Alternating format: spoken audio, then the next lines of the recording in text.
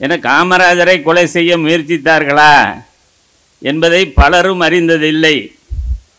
ஆனால் நான் இள வயதில் இருந்த பொழுது ஒரு செய்தி மட்டும் என்னுடைய காதுக்கு வந்ததுண்டு. அன்றைக்கு ஜனசங்கம் என்கிற பெயரிலே இயங்கியவர்கள் பெருந்தலைவர் காமராஜர் அவர்களை கொலை செய்வதற்காக முயற்சித்தார்கள் என்பதையும், அன்றைக்கு நாடாளுமன்ற உறுப்பினராக நாகப்பட்டினம் நாடாளுமன்ற உறுப்பினராக இருந்த பெரியவர் கோபால்சாமி தென்கொண்டார் அவர்கள் அந்த செய்தியை லேசாக சொன்னதாக எனக்கு நினைவிருக்கிறது.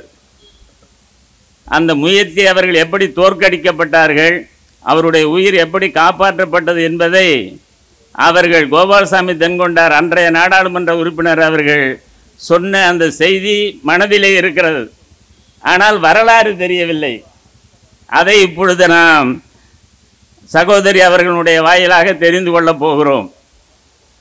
அதிலும் கூட இன்றைக்கு இளைஞர்களுக்கு வரலாறு தெரிந்து கொள்வதில் அவ்வளவு ஆர்வம் இல்லை. ஆனால் எந்த ஒரு தேசம் வரலாறை சரியாக தெரிந்து கொள்ளவில்லையோ அந்த தேசம் சரியான திசைக்கு போகாது என்பது எடுத்துக்காட்டு.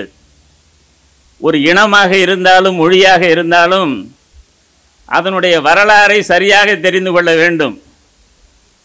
ஈரோட்டு தந்தை பெரியார் அவர்கள் தன்னுடைய உடல் உபாதை அத்தனைக்கும் மத்தியில் அவர் இந்த கிராமந்தோறும் சென்று ஆற்றிய பணிகளை எல்லாம் இன்றைக்கு பலர் மறந்திருக்கிற சூழ்நிலையும் பார்க்கிறோம்.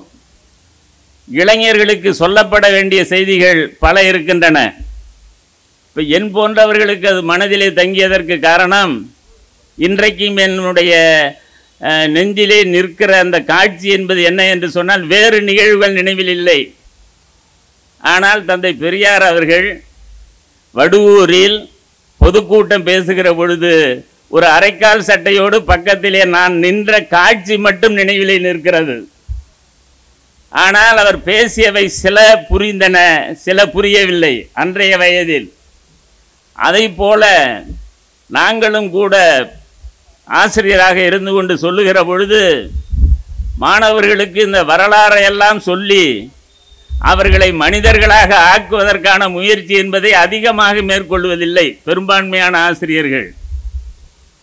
ஏதோ என் போன்றவர்கள் வாய்ப்பு கிடைக்கிற இடத்தில், மேடை கிடைக்கிற இடத்தில் சொல்ல முடிகிறதை ஒழிய அவர்களை அப்படி நாம் ஆக்குவதற்கான முயற்சியை மேற்கொள்வதில்லை. அதிலும் இன்றைய இளைஞர்கள், நான் அன்றே சொன்னது போல, வாசிப்பு பழக்கம் என்பது அறவே இல்லாமல் போய்கொண்டிருக்கிற சூழ்நிலையை பார்க்கிறோம்.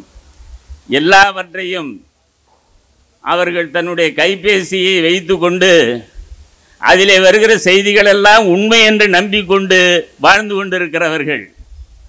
அது உருவாக்கப்பட்ட செய்தி, யாரோ ஒரு தனிநபர் கொடுக்கிற செய்தி என்பதை கூட அவர்கள் உணர்வதில்லை.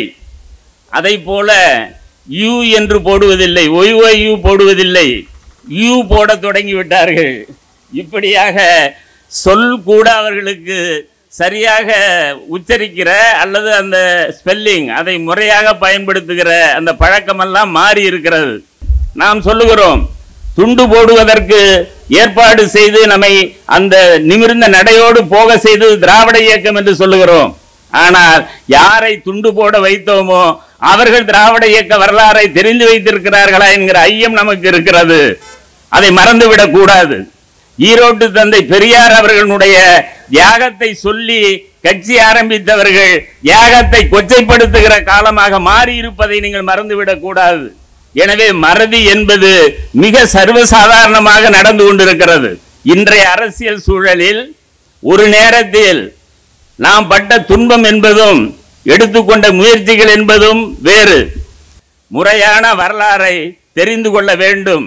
வரலாறை தெரிந்து கொள்ளாத சமூகம் என்றைக்குமே உயர்வை நாட முடியாது.